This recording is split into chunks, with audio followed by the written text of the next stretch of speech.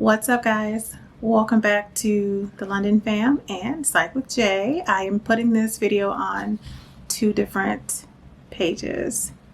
So I am providing an update on like the job search, how that went. Several people has asked me about updates, and I'd be like, okay, I'm going to update. I did not update. Just been busy with things, life, vacations, all that jazz. So I've got a little list of things here that I'm going to talk about in this video.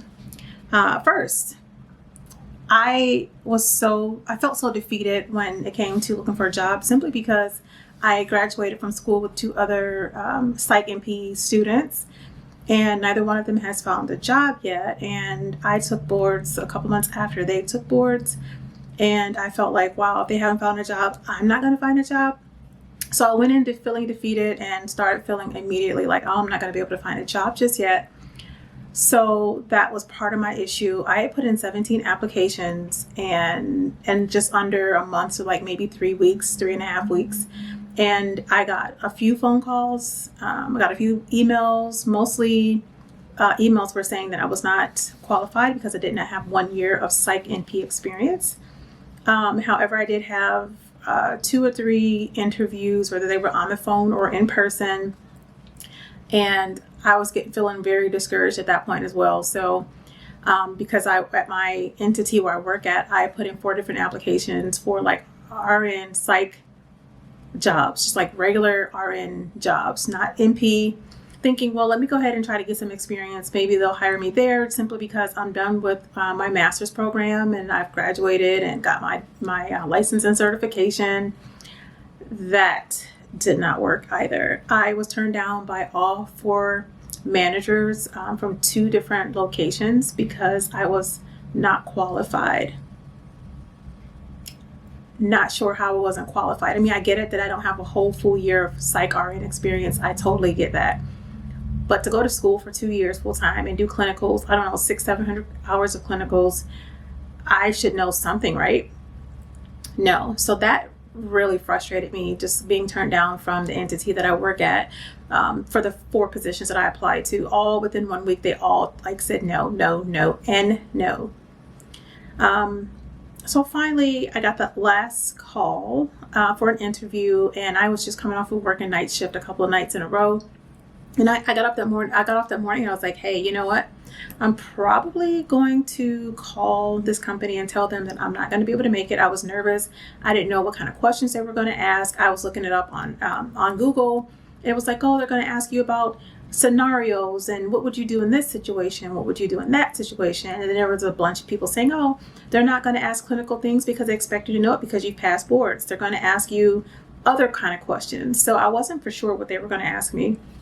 So I was like, oh my God, I don't think I'm going to go. I'm glad that I went, because your girl got her first job as a psych mental health nurse practitioner at an outpatient clinic. I will be caring for all ages. I will be specializing in trauma, but I will also see patients with substance abuse, ADHD, autism, like you name it, whatever they come in for, depression, anything that they have, I will be able to care for them. But I do want to go and get my certificate for trauma, although I don't need it. I just love trauma so much. I felt like I needed to go a little step further and obtain some more information and some knowledge so I can provide evidence-based practice for my patients.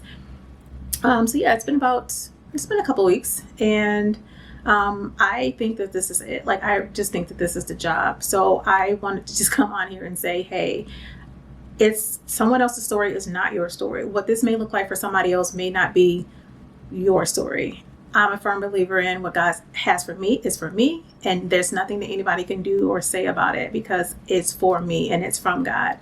So God will put you in a place where He wants you to be. It may not be what you feel like you want to do, and it's not always going to be I'm last. The Bible talks about the first will be last and the last will be first and all that jazz. So you never know where God is going and what direction He's putting you into and the why behind it. So I do thank God for that. But the discouragement was still real, very much so real. Let me see. So it's an outpatient clinic, all ages, like I told you, trauma. My schedule is great. Like, I get to pick my schedule. It's Monday through Saturday. If I want to do part-time, full-time, I'm kind of still up in the air. Like, hey, I'll do part-time, and then I'll just pick up some hours here and there, and then I'll keep my RN job, my RN PRN job at the entity that I'm working for, simply to supplement income for a little while, just to make sure that my finances don't suffer, because I like to do a lot of things. I like to do a lot of things with the kids. I like to go on a lot of vacations. So I want to make sure my finances are in order, and I don't want to miss out on my coins, guys.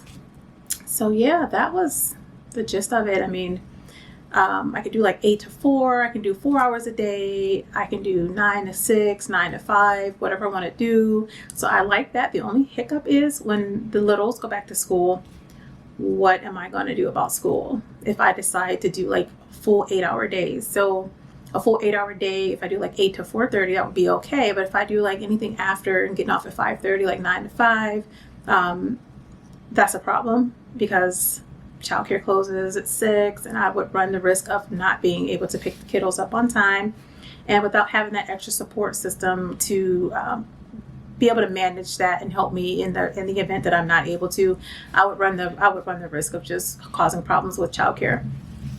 So yeah, I think that's about it. But I absolutely love the environment. I love the patient load, if you will. I like the variety of diagnoses that I'm able to see. Super excited.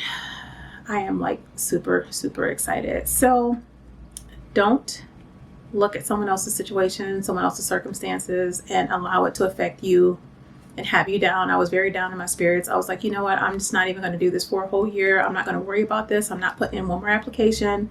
And just when I said to myself, I'm going to just plan my summer the way that it was and add on some extra vacations, do some extra things with the kids, I got that call. And when I went on that interview, I had an interview with, it was like a 3-panel interview.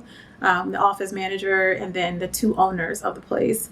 And when I left out, I felt like, Zada J, you totally got this. Like, you nailed it. Got the call. She's like, oh, it was like, I don't know, Monday, Thursday. It was a Thursday. She's like, I'll call you next week because we've got other candidates.